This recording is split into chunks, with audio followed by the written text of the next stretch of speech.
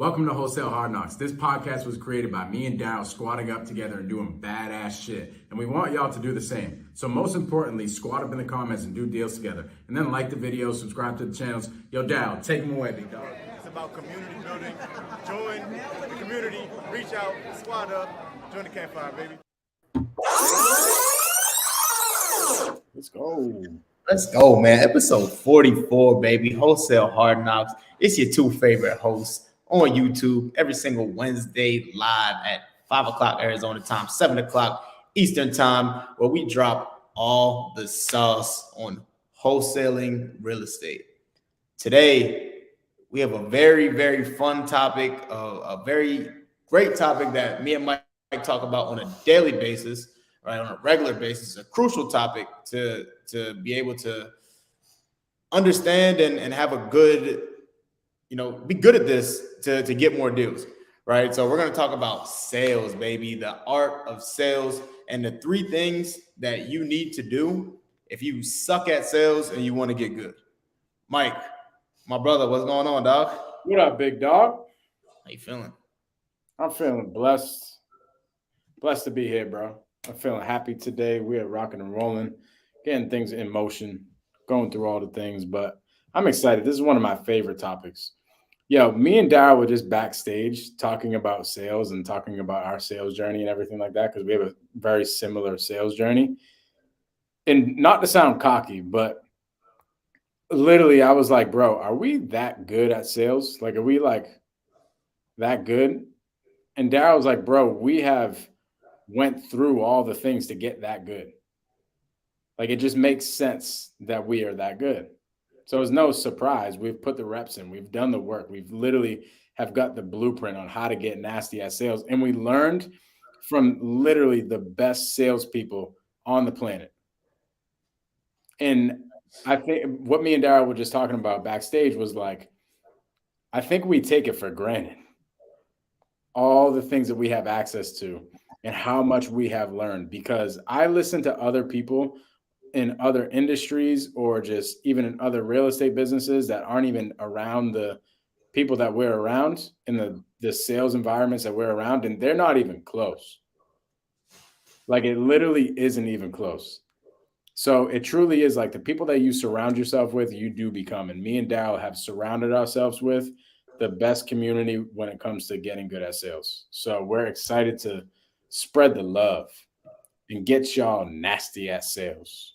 Let's go, baby. So, Mike, what are the three things that you would tell somebody who has never sold a thing in their life and they're like, yo, I want to be good at this thing we call sales? What are the things that you're going to First thing I'm going to tell them is that they are wrong. They have sold things in their life. We have all sold things. If somebody came to me and they're like, Mike, I've literally never sold a freaking thing in my whole entire life. I've never sold nothing. I've never made any money off of sales.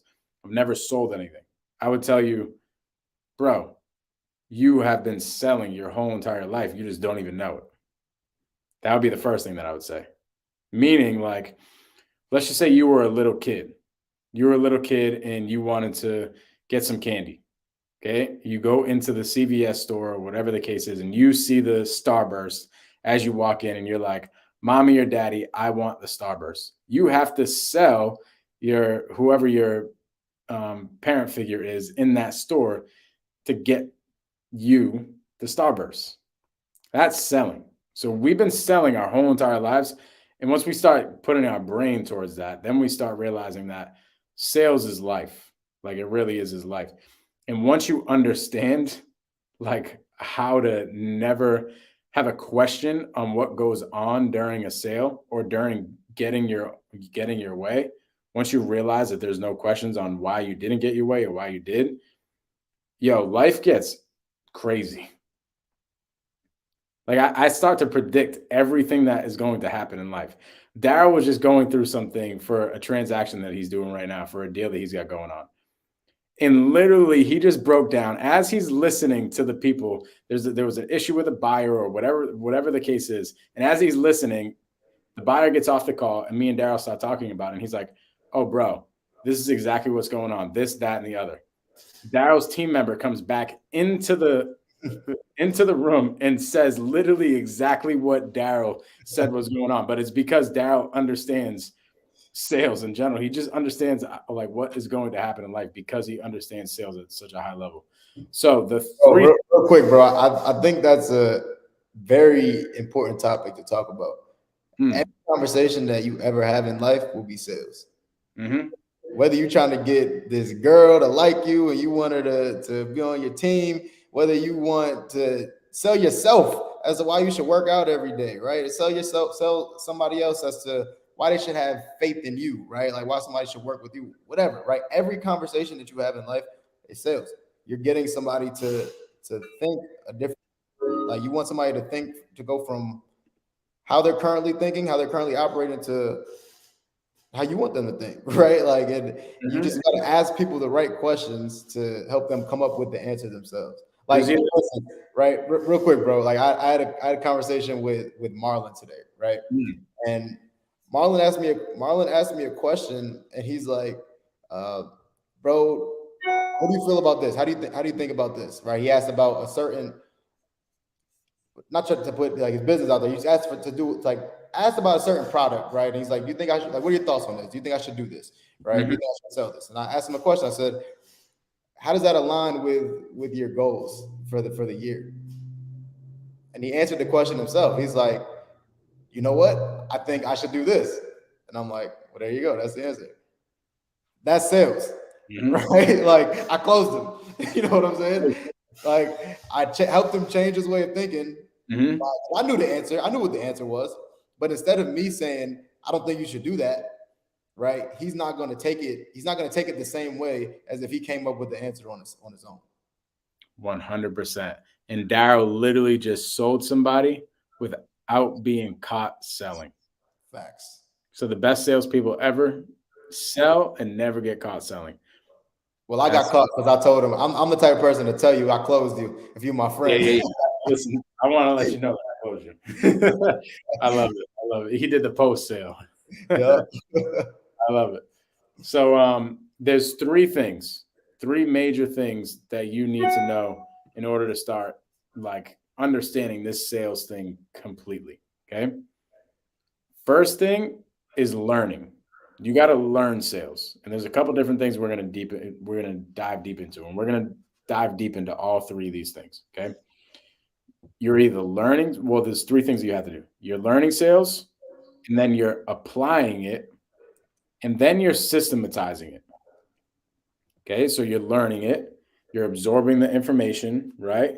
You're practicing it, you're doing the thing in some form of fashion, and then you're systematizing it so that you have no questions on what is going to happen in the sale, so that you know what is going on at all times. So that just like what happened with Daryl's situation, you're not freaking out. Like Daryl, most people in your situation right there, he literally, like, it sounded over the phone. I just hopped on to the backstage, right? And I started listening to the call. I'm like, what the heck is going on? This sounds crazy. It sounds like the craziest call. And Daryl's sitting there just cooling. He's just like, yeah, whatever. I already know what's going on. Like, we just got to do this, that, and the other. Because he has everything systematized and he knows exactly what happens in these transactions because he's put in all the reps. Just to touch on a little bit what we talked about before, you're either being sold or you're selling. So Grant Cardone, I know my boy's getting a lot of heat right now, man. My boy's getting a lot of heat on social media, but that's my guy. He says you're either, what's his book called? Sell or be sold. So at all times, you're either selling something or you're being sold. So let's dive into it. Looks like Daryl might have got lost in the matrix a little bit.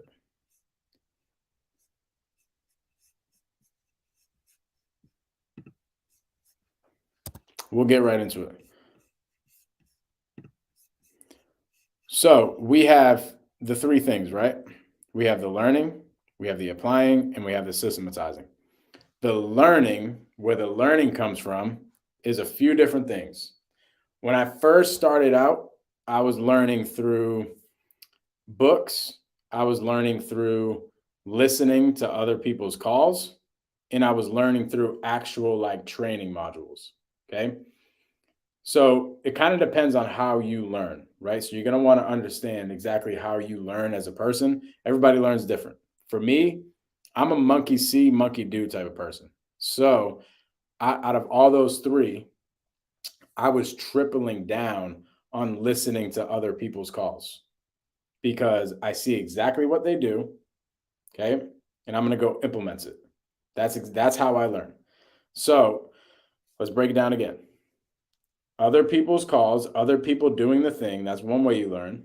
The other way you learn is through training, like actual modules itself. And then the next way you learn is through books, right?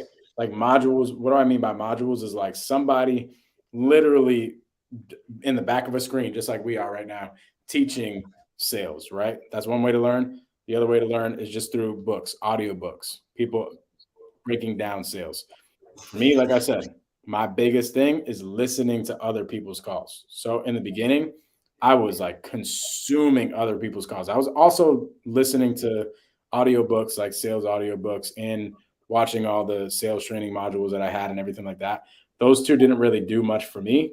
Listening to people's calls is what did it for me. But you need to know from your personality type what you learn best at. So if you learn best by, sitting there listening to an audiobook and then taking all the information in the audiobook and go implementing it, then triple down on that. You triple down on the thing that you learn, the way that you learn the best. So Daryl, I just broke down for them. The first thing that we're going over is learning, right? You need to learn, you need to apply, then you need to systematize. First thing of learning, right, breaks down into three things. You're listening to other people's calls, like a monkey see, monkey do type of thing. You are listening to like a sales training module, like getting a coach, right? Okay, getting a coach that's going to walk you through sales. And maybe that's not even like recorded modules. Maybe these could be Zooms or something. Like, let's just say Daryl put out a sales training. He did a weekly Q&A, right? That's training. That's getting sales training, right? And then books, audiobooks of killer salespeople that have written this shit down. So out of those three for you, like what are the most important? Bro, the most important one is training, bro. Like sales training, paying for it, right? Like investing in yourself is super important, right? That's one thing that a lot of people are afraid to do, right? That's one thing I'm not afraid to do. That's actually something I look forward to do is invest in myself, right? Especially like if we're younger, like we are, Mike, right? Like a lot of people try to figure out, what should my first investment be? Should I buy a car to put on Turo? Should I buy a house? Like if they've never done anything before, I recommend your first investment is in yourself, and you invest in a mentorship somewhere that teaches you how to get leads, how to close deals, how to talk to sellers, how to have conversations. And you do all the things like Mike said, the calibrations, and you listen to other people's calls, and you take somebody's lead, follow somebody who's taken the lead and actually done it, right? I just made a post today, bro. It was from a 10-hour live. Somebody asked me if I could start all over wholesaling, what would I do? And the easy answer was jump on somebody's team, right? That was a year ago where I said that. Like the answer stays the same. Jump on somebody's team who's actually doing deals. I said verbatim, I said, go find the person making the most money in your market and get on their team. And watch how fast you learn how to sell. So good. And that's like depending on what they have for sales training, right? Because most companies will have some sort of sales training. Yeah. You're gonna get that from that team, right? Yeah. So sales training, what happens is if for what Daryl's talking about, usually when you get a mentor, like a coach, like a sales training coach, they're gonna give you, maybe they're gonna give you recordings of their own calls. Maybe they're gonna give you a sales book that they're gonna refer you to and everything like that. And then what Daryl really is touching on though is like the proximity to the person that's actually teaching you. And they could be teaching you through just recorded videos, or they teach you through a Q&A or something like that, like a live Zoom. I like the live Zoom like a little bit better than the modules. But then again, this is a thing where, you got to figure out what you want best. So Once you break it down, you're probably right. Here's what I said. The most important thing for me was was listening to people's calls, but I couldn't listen to people's calls until I paid for a mentorship. You pay for a mentor, yeah. So you kind of brought it to light. What the most important thing is finding somebody who you vibe with that actually is doing the thing, right? And then they're going to open you up to the other two things when it comes to learning, and that is the monkey see, monkey do, and the books and stuff like that, right? Bro, are you done investing in like courses and mentorships? Heck Like, no. sales? Heck no, dude. I've been like, and if anybody knows of any like high level mastermind or mentorship that they want to put me onto, please shoot me a DM at the Mike Gomes, because I'm ready to deploy some bread into some masterminds, because it's now February 22nd and I have not bought any courses or masterminds or anything like that, and I want to do it ASAP. There you go. It's important, right, to continue to grow your education, right? That's one of the most important parts of getting good at sales, is continuing the education, right? Like you learn, you can't just learn. You learn something one time, you can implement it, you can continue to make money off of it, but you're not going to grow until you continue to learn new things, new skills. Like me and Daryll need to level up now. We're probably not going to go into a sales mastermind or a sales training that teaches us, all the intricate things on how to talk to sellers or something. We're probably going to get into a higher level thing where we're getting taught how to manage salespeople. Yeah, how to read people's minds and shit. Now you're getting into high level stuff. I love that. Cool, bro. So let's break it down. When you were listening to books, because you've probably listened to audiobooks and stuff like that, let's break down all three things when it comes to learning. Books. How did you listen to the books? Like, what were you doing? And maybe name a couple books that might help. Bro, any time that I had a chance to there comes a time when in your journey where you need to just like become obsessed with this shit, or it's not gonna work, right? So any chance that I got to listen to audiobooks and listen to Pace's seller calls, right, or other people's seller calls, I would. So every time I was driving, I wasn't listening to music, I was listening to audiobooks. Anytime I was cleaning my house, I wasn't listening to audio, I wasn't listening to music, I was listening to audiobooks. Any chance that I got, and working out, running, right, I'm listening to audiobooks and not music, right? Because being obsessed, having a university in your headphones rather than somebody talking about sex and drugs. Without a doubt. And it's just like downloading everything into your brain. And then one day, like for instance, with Pace's calls, right? I got really good because I was just listening to Pace's calls every chance I got. And then when I'm on the phone and I get an objection that Pace had got, next thing I know, I just spit out what I heard him say on a Zoom. And it's like, damn, I didn't even know I had that sauce. Yeah, bro, that's crazy that you said that. I'm talking to one of my new acquisition managers today, right? And I'm just explaining like how for some reason I can just like come up with something really quick that makes like it just comes off my tongue. I don't know where the heck it comes from, right?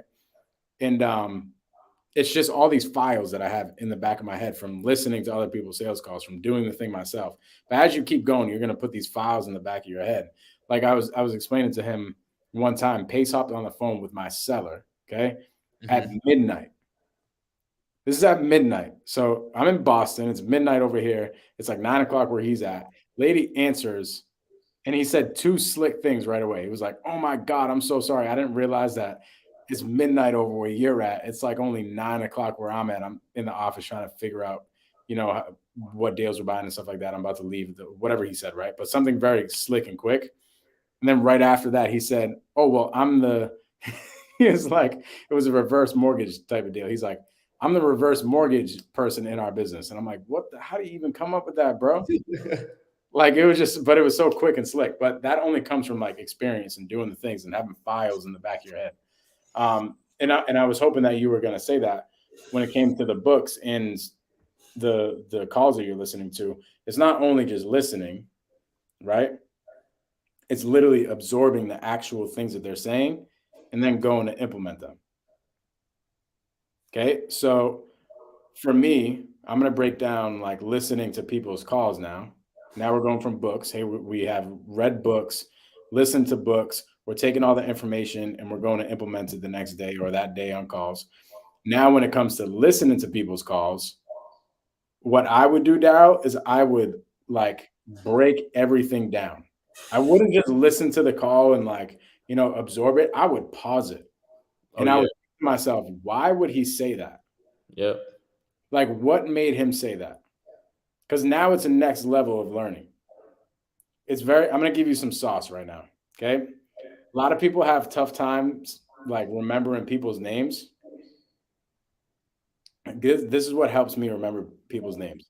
If I just meet Daryl and Daryl gives me his name, there's a couple of things you can like repeat Daryl's name a bunch of times and stuff like that, right? In order to put it in your brain. But what helps me is putting something in my brain that tells me why I should remember Daryl's name.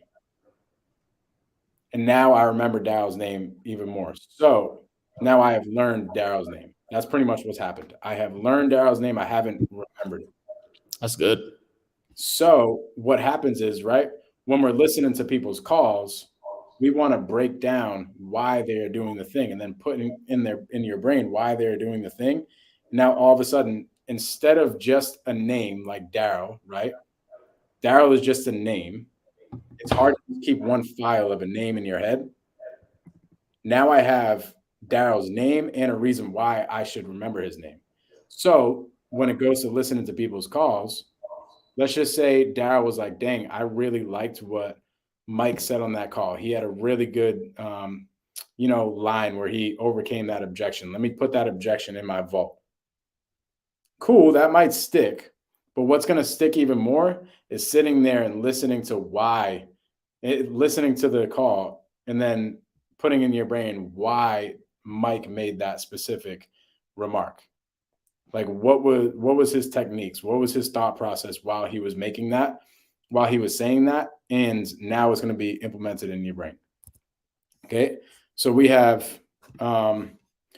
listening to calls, books, and now a sales trainer, like a trainer. We touched on it a little bit, but let's touch on it a little bit more. As far as a sales trainer goes, or any trainer, this could be like if you're into fitness, this could be if you're into drop shipping or whatever the case is. You're looking to get a trainer that's going to teach you through modules or teach you through Zooms live or whatever the case is. You want to vet these people and you want to figure out like what their business looks like for one, what their life looks like for two. Like, is this the business that I want, right? Is this the life that I want? Do I look at that person's life and I'm like, yes, that is the life that I'd like to have at some point, right? And three, who is this person like as a person? Do I vibe with this person? Do I match this person's like morals and ethics? Does my personality match this person? Like all these things, you want to vet these people.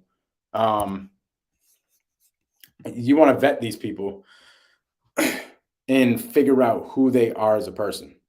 And once you figure out who they are as a person and you vibe with them and you're like, dang, this is somebody that I digest easily, that I could like vibe with, I could go hang out with them. It makes sense. That is the person that you were going to learn the most from. Okay. Next thing.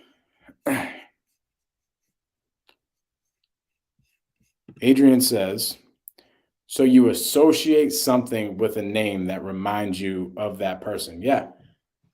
Put something in your brain, not just the name itself, but put something that would make you remember the name, similar to a line that somebody says on a seller call.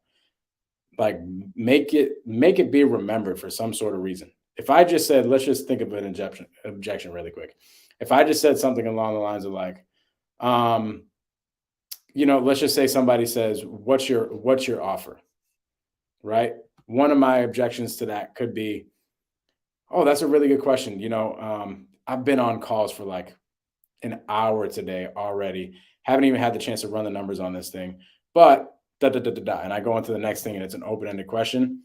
Somebody might take that sentence that I just said and put it in their brain, but it would stick in their brain if they really broke down why I just said that sentence. And once they break down why I just said it, oh my God, he just addressed what the person said, right? He pretty much came up with like a hypothetical solution and then came up with an open-ended question to get them off of the objection. That sticks a little bit more than just saying, oh yeah, he just said something about he's been on calls for an hour. That's cool. I'm going to use that. Yeah, that's cool. But that's simple, right? So you want to find some sort of reason why you should remember that. Okay. The next thing we're looking at is applying. This is dope. So now that you have learned the game, and you can do this, like you don't have to do this, learn, then apply, then systematize. Like you can do all this simultaneously with each other, right? So I was learning and applying the next hour, right? I was applying and I was trying to systematize it the next hour. I was doing all this stuff at once, right? So you don't have to just like be in analysis paralysis, just learning all the time and not applying, right? You want to be doing all these things at once. So now that you have learned sales, you're reading books, you're listening to seller calls, you have a trainer and all these things, right? And you're starting to apply things. What applying looks like is two things. Breaks down into two simple things. Practice, like we're talking about practice, right? Practicing it and actually doing the thing. So if this is like a football game, you're practicing, right? You have your game film and all that type of stuff. And you go out in the field and you run around the cones and do all the things. And then you actually get in the game and you play the game. So that's applying. Taking everything that you just learned, okay? Everything that you just learned back in the classroom where you were going on the chalkboard and you were going over the X and O's, all those things that you just learned, and you are now applying it at practice and on the field. So this is how you take everything that you learned and you actually physically see it happen. So a couple of things for practice. Here's what I would do. If I was practicing, there's a couple different things. I am hopping on the phone with somebody or hopping on a Zoom with somebody, and I'm doing physical role plays every single day. When I first started, I was doing role plays every single day for like Monday through Friday for 2 hours every single morning before I did my calls. Very simple. Somebody acting like a seller and somebody acting like a buyer, going back and forth, back and forth, back and forth, stopping it, and then going over the call, going over what we did good, what we did bad, what we needed more work on, all that stuff. That's practicing. So that's one form of practicing. Okay. Another form of practicing is not even doing the whole entire thing, but just practicing all these little things that we might learn in the sales training, right? Like practicing overcoming objections.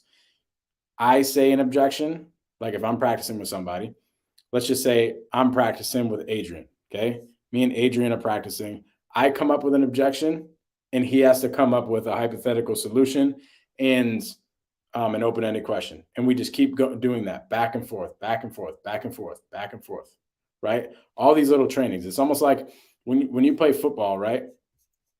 In practice, you have your offensive practice, you have your defensive practice, and then you have like these drills, okay? Like you go over the bags, you do the cones, and you do all those things. And then you guys come together as a team and you practice as a team. That's pretty much what this is like. Give me 1 second.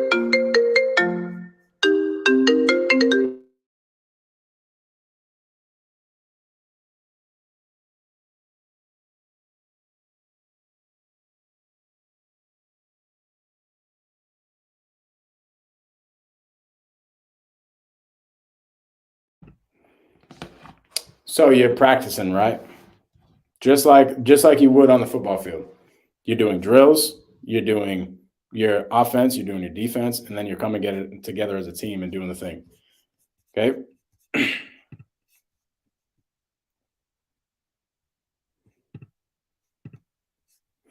Fabian asks, can you please walk us through your call/sales process?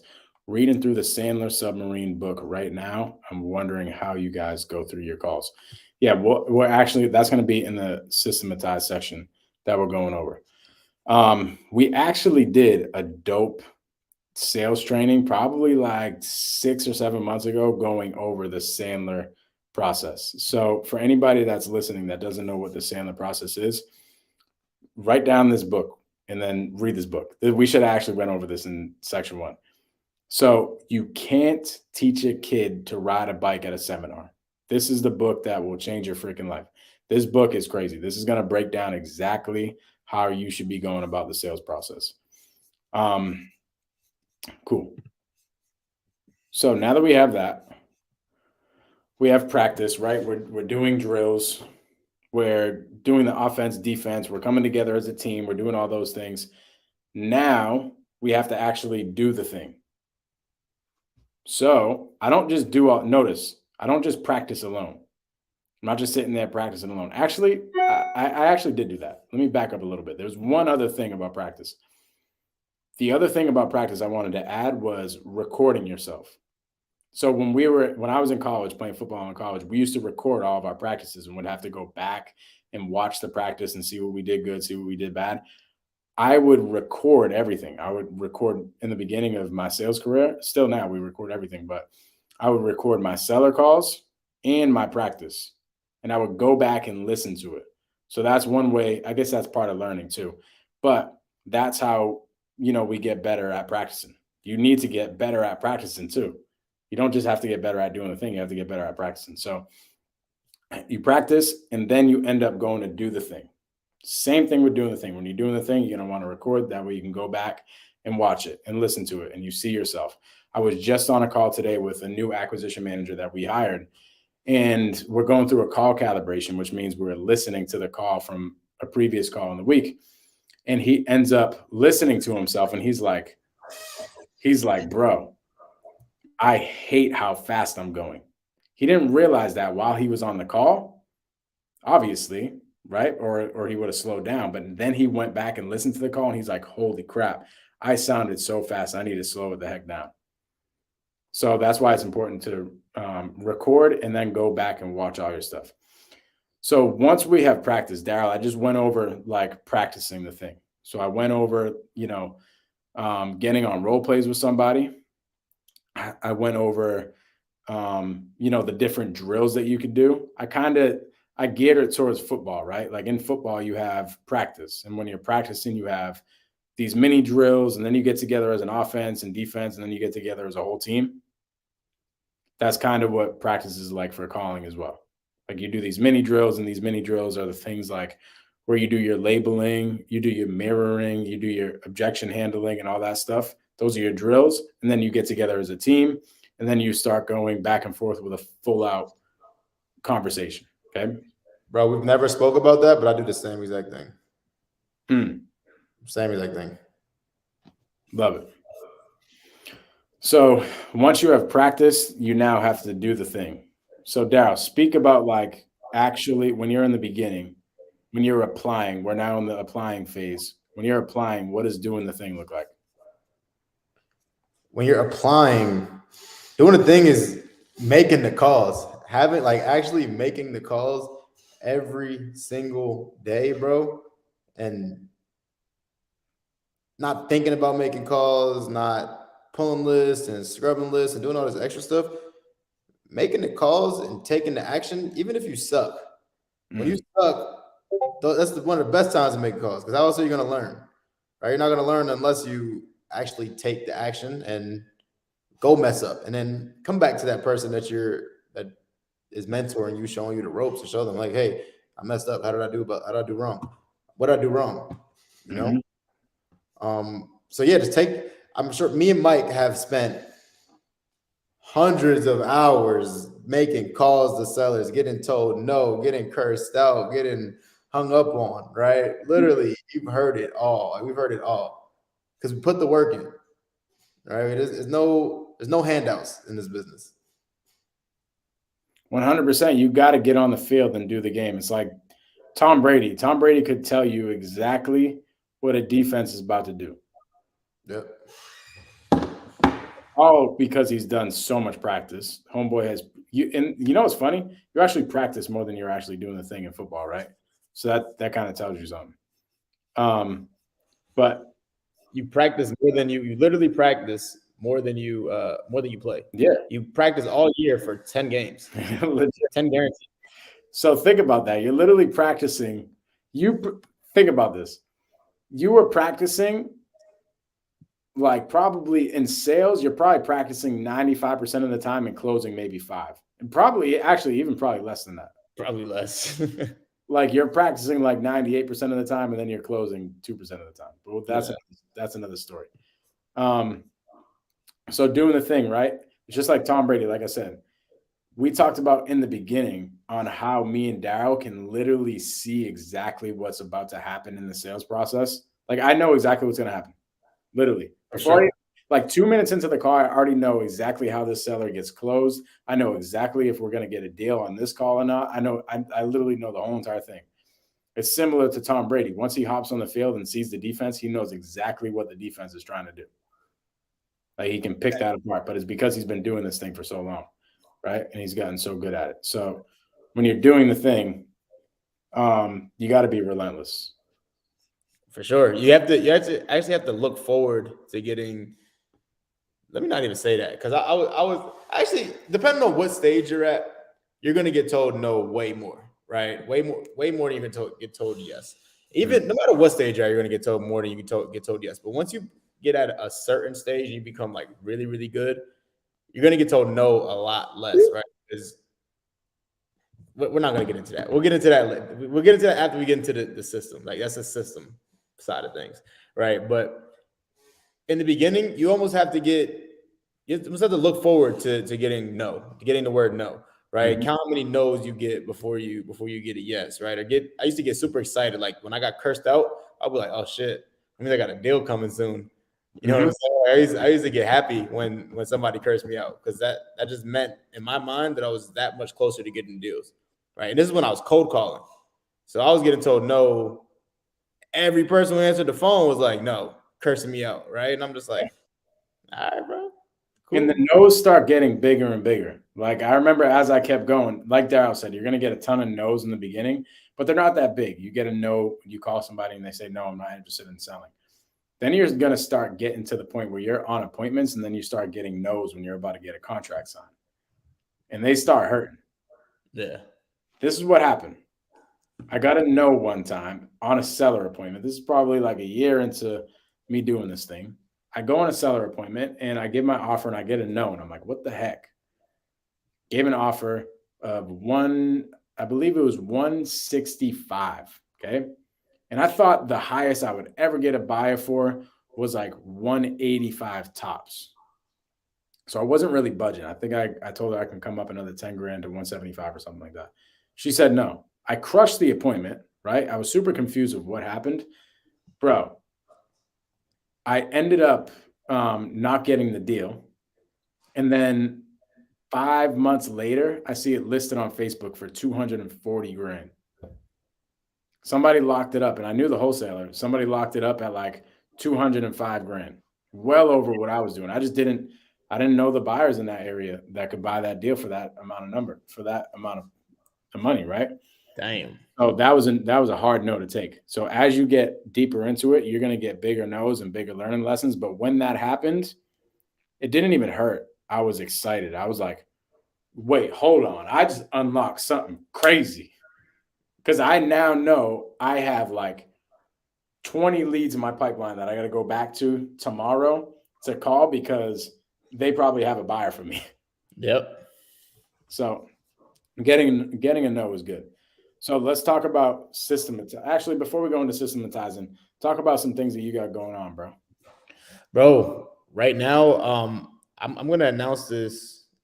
I'm not going to announce it right now, but just stay on the lookout for a special day where we're going to come out and I'm just going to drop as much value as I possibly can, like more value than I've ever dropped on a live Zoom, we're going to go live on Zoom. So, just be on the look out for that. If you're not already in the Dog Pound Discord, what the hell are you doing? We got close to 500 people in there right now.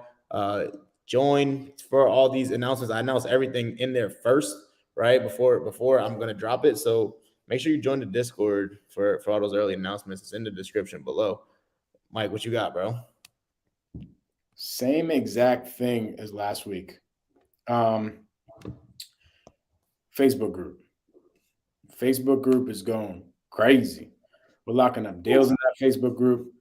Go to blueprintrei.com. Okay, blueprintrei.com. It's free. I haven't locked it up yet. I don't think I'm going to lock it up. But I'm going to do something similar to what Daryll just said. I'm releasing something in the Blueprint community that's only for the Blueprint community. Ooh, that's dope. Blueprint community is only going to have access to that. So go to blueprintrei.com. Free community. I don't want any money for it. I freaking love the community. We hopped in a Zoom last week.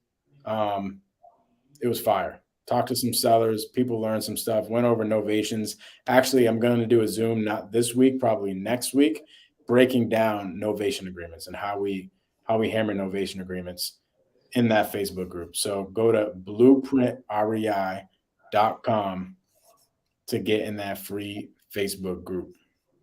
Daryll, let's talk about systematizing sales, bro. Let's do it. So we were just my bad, bro. Go ahead. So when it comes to systematizing sales, like what comes to your mind? So everything that we were just talking about, like how you get used to getting the no's and you know, you have to get used to people cursing you out and sellers doing all this extra stuff. You having a system cuts all that out, right? You systematizing this sales process, this sales dance, as we like to call it, will cut all of that shit out. Mike, when's the last time a seller cursed you out on the phone? Never. Right? Like it just doesn't happen anymore because what do you say? It used to, for sure. I was on a call today. My acquisition manager had a call that he wanted me to hop on. Guy was being a super jackass. Like being a super jackass to my sales guy. And all I had to do on the phone, and I'm not telling don't use this, right? You can only use this with very certain people. But I had to get a little bit like I had to pump my chest a little bit, you know what I'm saying? Yeah. I literally told a guy, I'm like, hey, bro, I'm trying to buy a house here, and it's like pulling teeth trying to get some information out of you. Can you just give me like what the heck is going on with the house? So I was like just enough upfront with him, so he started to give me some information. But I realized I can only do that with that certain person. It's like 10% out of for sure people that you can do something like that with. But since I understand sales and I have a system, I knew that I could do that with that particular person. Yeah, bro. So what it's exactly what you just said, right? So having a sales system and like a sales framework, it allows you to control these conversations, take back control of these conversations. It allows you to distinguish and determine if somebody's actually motivated, right? Somebody actually needs to sell, and if you should actually be wasting time on the phone with this person, right? Because when I said just 5 minutes ago why I don't get as many no's as I got before, it's not because I'm getting more deals. Well, I am getting more deals, but it's not because like I'm just closing everybody I speak to. It's because if my system tells me that they don't have a problem, I don't offer a solution because they don't have a problem. So every time you offer a solution to somebody who doesn't have a problem, they're going to tell you no. So I literally cut my success rate. I doubled my success rate by not offering as many contracts, as many deals, because people don't need the offer, right? They don't need the solution, right? So having a sales system helps you filter out who's actually serious and who's not. Here's what happened when I started like having a system, probably maybe like 3 to 6 months into me learning sales and everything. But probably like a year or so into it, that's when I really perfected my sales system. And here's what it did for me. Those 6 months where I didn't really perfect it, I just kind of had an idea of what to do. I would be super confused when I went on an appointment, gave an offer, and got ghosted. or they said no to my offer. Yeah. That doesn't happen to me anymore. Facts. I know exactly why somebody would say no. I know exactly when they are ready, right? So that same exact seller that I was talking to you about, after I said that to him earlier today, he ended up opening up to me, started giving me some information. There's one thing that I have in my sales system that I will not move on to the next step until I have this. And this is what is justifying them making a decision. So one thing I found out what this guy was caught up on was understanding the value of his property through a realtor. So he has a really trusted realtor that he needs numbers back from, and he's not making any moves until he talks to that realtor. That's information that I had to pull and grab. I wouldn't have known that I needed that information unless it was already programmed in my system, right? So when you have a system and you have all these steps, right? And I call these steps buckets. They're all buckets that you have. And if you go to my YouTube channel and you go to the 8-step sales process, you will see I'm actually dropping a new video tomorrow about the 8-step sales process and all these buckets. Daryll actually has a sales process of his own on his YouTube channel. You can type in, what is it, 6-step or something? I'm on 6 steps. 6-step sales process, right? And all these steps are buckets, and you need to fill these buckets up before you go into the next step. Okay, so there's no ifs, ands, or buts about it, right? Like, you don't have a sale unless you fill up all the buckets. Yep. Okay. That way you were never stressed out. You're never like, well, damn, why ain't I getting the deal? Why did I submit an offer and it didn't get accepted? Well, go back and look at the buckets and see if they're all filled up. And when you find out that the budget bucket is not filled up, then you know why you didn't get the deal. Go figure out how you fill up the budget bucket and then come back to me. Yep.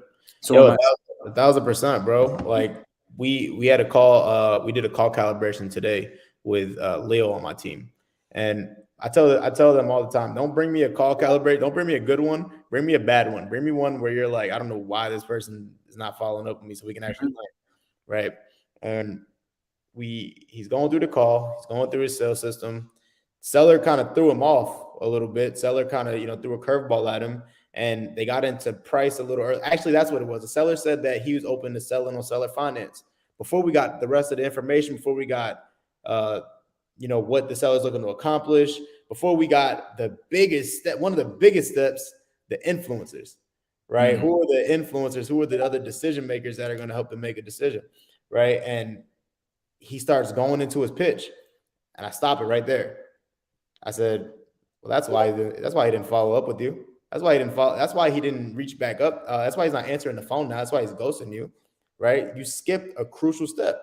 You pitched him the solution when the whole team wasn't there, right? So not everybody's on the same page. And active listening is so important, right? Because one of the things that the guy said, one of the words that he chose to say was, instead of I need to think about it, he said, we need to think about it, right? He didn't say we need to think. He said we had some. He said we could do terms or something like that. Like, he said we could do terms. Who's we? Very right. Who's we? And we never brought that up, right? We gave him a solution. We jumped the gun. We gave him a solution, and now the guy's ghosting us, right? Because we skipped a step. There's somebody else out there who probably told him, hey, I don't think you should do this on terms. I don't want to do this, right? It was probably a great idea to the seller, but not the other decision maker. And here's what happens. We're talking about these buckets, right?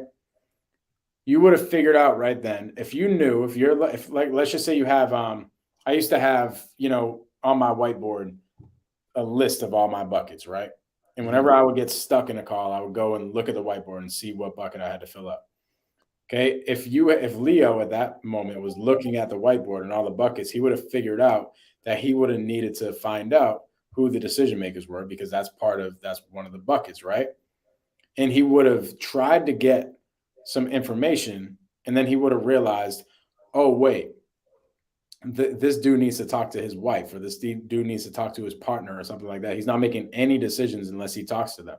Yep. So why don't I do this?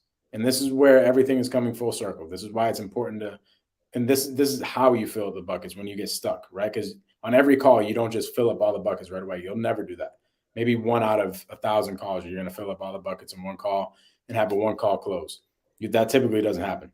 Here's what usually happens. You get in the middle of one of these buckets and you can't fill it up, and you have to give him homework to help you fill it up.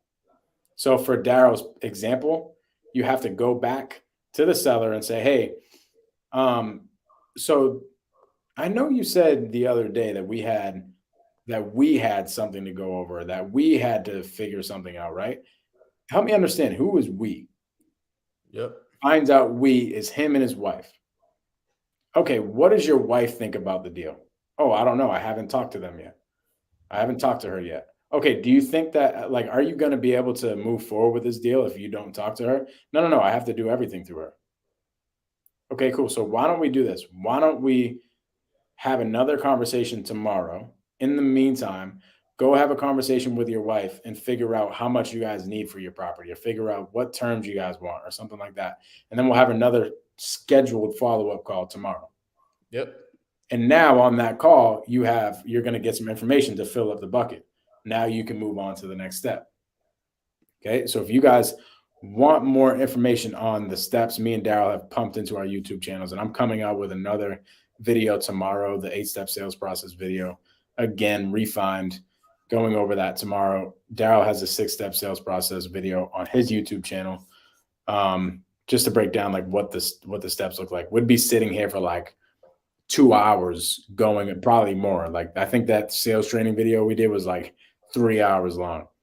We'll be sitting here for another 3 hours going over all the steps. Last but not least, tracking numbers, Daryll. Talk about tracking numbers when it comes to sales. So in the systematized thing, you know how we had learning, we had apply, and under learning and apply, we had like a few different things. Yep. Systematize is the last one. And we have 2 different things. The 2 different things are, one, having a system. Okay. We just went over that. Me and Daryll just hammering over what a system is and why it's important. Now, the second thing is tracking your numbers. Okay. What does that look like in your business, Daryll? Bro, so we track our numbers a few ways. So for our closers, we really track conversations, right? Like, I'm big on conversations. I'm big on calls as well, but we track conversations, we track calls, contract sent, contract signed. Go over that one more time. So we track calls made. How many dials? Like how many times you were physically hitting the dial button? Okay. Yep, and a double dial does not count. All right. Double dial does not count. So how many dials, right? How many conversations have you had? Okay. Right. And just conversations, or like over a certain time frame? Over 60 seconds, I consider a conversation. Got it. Anything over 60 seconds, I consider a conversation. And then how many offers have we sent out physically? Okay. How many offers have we sent out? And then how many contracts have you gotten signed? Love it. Because that's not always the same number. You send out 100%. contracts, and not all of them are going to get signed. So it's important that you guys are tracking all these numbers, and here's why. This comes back to, it's almost like the first thing that we were talking about. You won't have any questions on what's going on. Here's the key. If you guys have, there's like a pattern here, right? You just want to be in a position where you have no questions. You know exactly what's going on. You know exactly what's going on in the sales process. You know exactly what's going on in your business. You know exactly what's going on with your wife when you're trying to get your way. Okay. Like, just in sales in general, you know exactly what's going on, right? So for tracking numbers, once you track them, you will understand what problems you are having or why you are having success in your business. So Daryll was tracking the amount of conversations he's having. So Daryl's going to see a trend in his business. He's going to say, okay, I see when we have this many conversations over 60 minutes that we end up getting this many contracts sent out and that we have this many signed. That tells me something, right? Yep. Also, it takes about this many dials to do that. Right? So here's what happens. When Daryll goes back and checks the numbers for dials, let's just say he starts there and he's like, boom, dang, the team's been hitting their 100 dials or wherever they have to hit, right? They're crushing it. Now let me check this one. The amount of conversations they're having. Wait, they're not having enough conversations? They're not hitting their dials for that? What the heck is going on? That's going to tell you something. it's obviously not the dials, right? Like the person's actually working. It's not the amount of hours that they're sitting there working. It could be a couple different things. It could be the phone numbers. They're not having enough. They're not connecting enough. Like the phone numbers are bad, or it could be they're just not asking the right questions to extend the conversation over 60 minutes, right? So now you have some homework to do. You got to go dig and figure out the solution, right? Or let's just say you are sending out contracts, but none of them are getting signed. Okay, you're hitting your dials, you're hitting your conversations, but then when you send out all these contracts, none of them are getting signed. What's going on?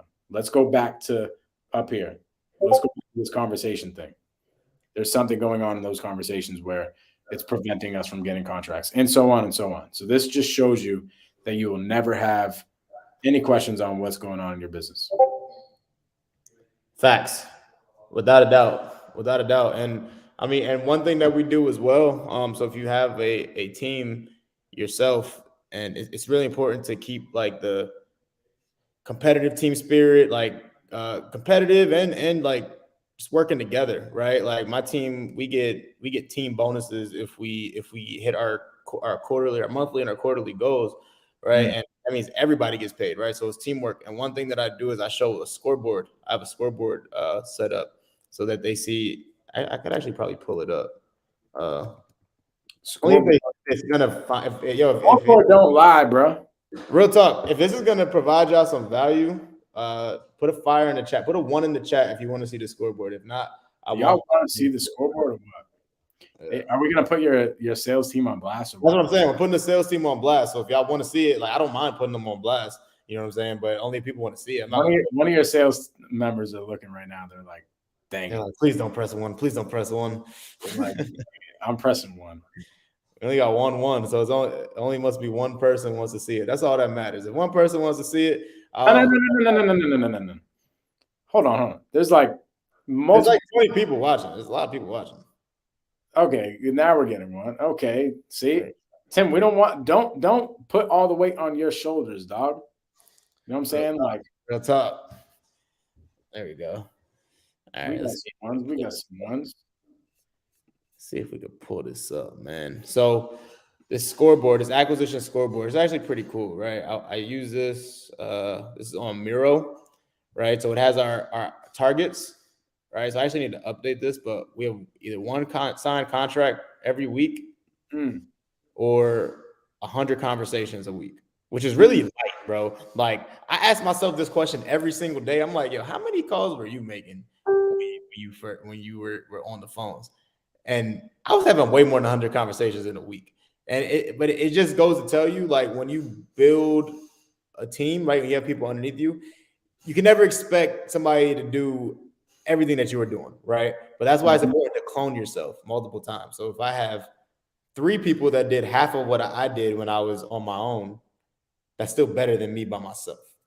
You know what I'm saying? Mm-hmm. And now you're teaching everybody else, and you're creating more leaders, right? You know what's interesting about conversations, bro? I track, like, not physically, but like internally, I'll track the amount of conversations that I have now, not with sellers, but just people in general. I like that. How many conversations do I have a day, bro? It's probably at like 100. I like that. So look at this, bro. This is pretty dope, right? So this is my weekly scoreboard. This is my monthly. And then it goes quarter 1, quarter 2, all to quarter 4, right? So all that is there. And like one thing that we can look at, so look at Rolando, right? Rolando makes a bunch of calls. His calls isn't the issue, but he only has 4 conversations, right? So what's one this is for the week, right? So and look, he makes more calls for the month. Like he makes way more calls than everybody, right? And his numbers are lower, right? So what is that telling us? Right, it's either something with his phone numbers, either the people that he's calling, right? You gotta get in the dog pound more, bro. What do you say? You gotta get in the dog pound more, bro. Why you say that? It means he's gotta get better at his conversations. Well, he's not having people aren't answering the phone for him. Or didn't you say conversations are over 60 minutes? I mean 60 seconds. 60 seconds. Or he could be connecting with people. He's just getting hung up on. That could be a thing. I don't assume that that's for this guy. I don't think it's that, but that's something to look into that I'll definitely take a look into. But I bring this up, and I'm not saying Rolando, it's probably just the freaking phone numbers, right? But here's the thing that you're able to do once you start tracking everything, you can like interrogate what is actually going on. For sure. You can really get down to the actual problem, because now Daryll might go back into his system and see that the phone numbers are great. Okay, dude, the phone numbers are great. You're working. Like, what the heck is going on? For sure. And that's the thing, bro. That's exactly what we do, right? So if you see these KPIs over here on the left side, these acquisitions targets, if you don't hit these targets, and this is a clear expectation that is set for everybody when they join the team, right? You are expected to hit your KPIs. You're expected to hit your numbers, right? You're expected to be a winner. You're expected to fucking close deals, right? We set this expectation, and if somebody goes 2 weeks without getting a contract, which is the main KPI, right? The main target that we have, somebody goes 2 weeks without doing that, I'm going to take a look at the conversations, right? And I'm going to say, okay, are you?